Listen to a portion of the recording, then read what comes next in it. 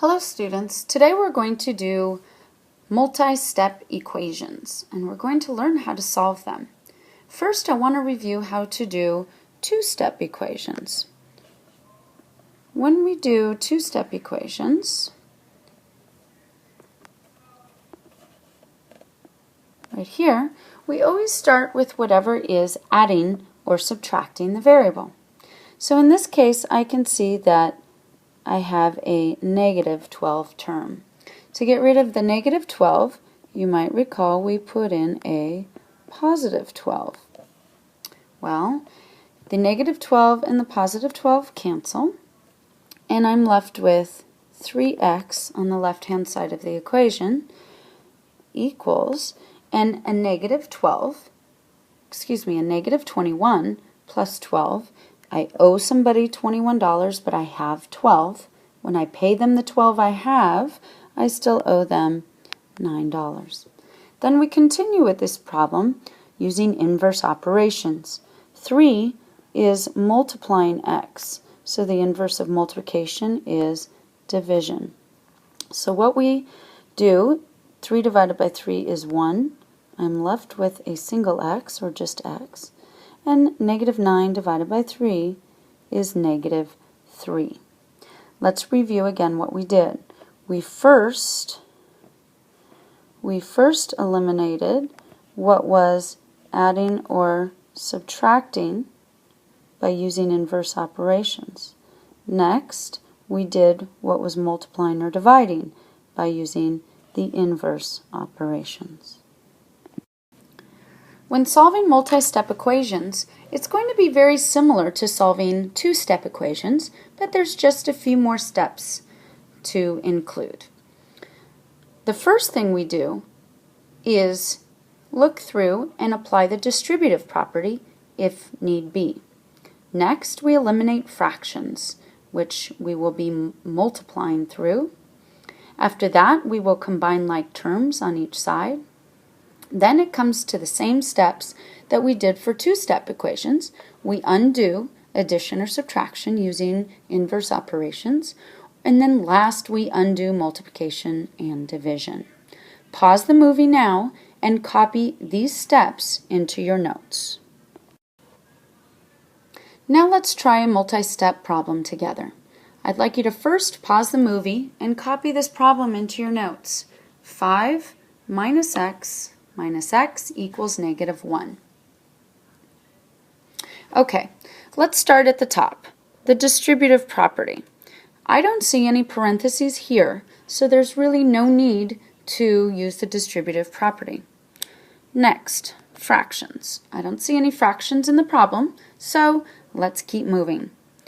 Wow, this one says to combine like terms on each side.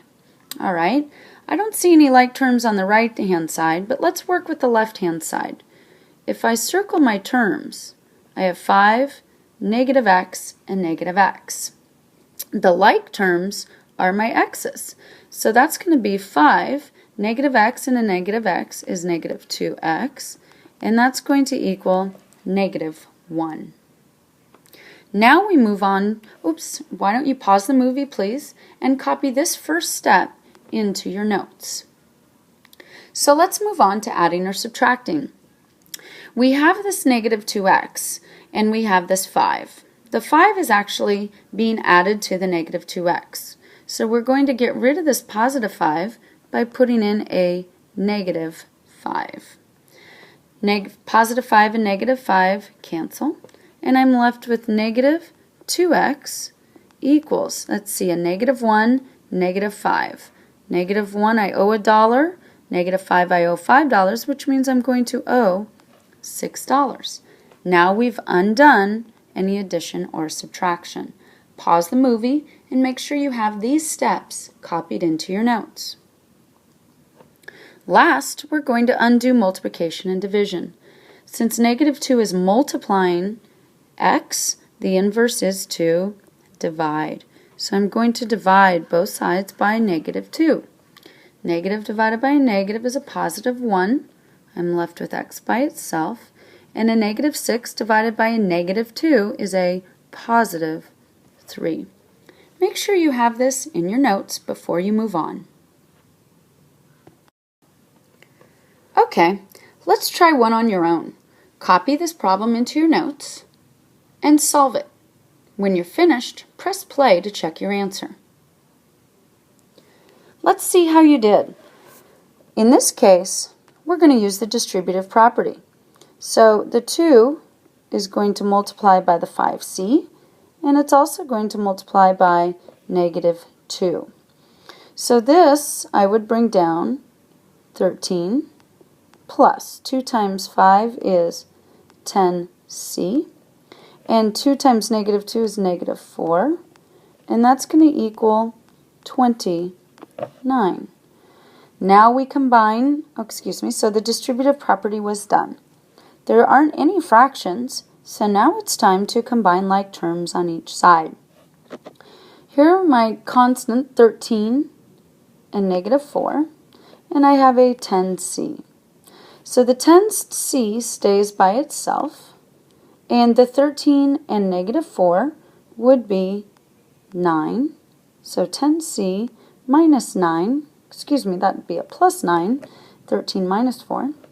10c plus 9 is equal to 29. Pause the movie now and check your steps in your notes. Are they consistent with what you see in this video? If not, correct them. Now it's time to move on to addition or subtraction. Since I'm adding a 9, the inverse is to take a 9 away or put in 9 negatives.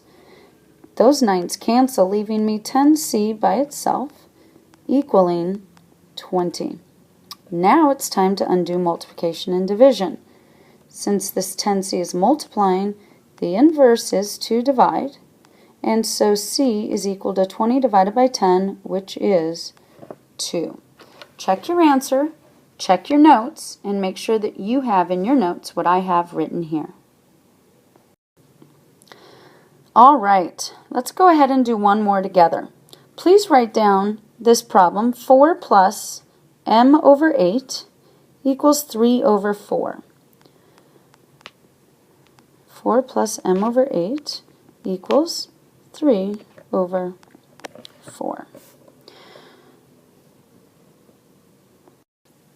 So when I look, there aren't any parentheses for me to do the distributive property, but there are fractions.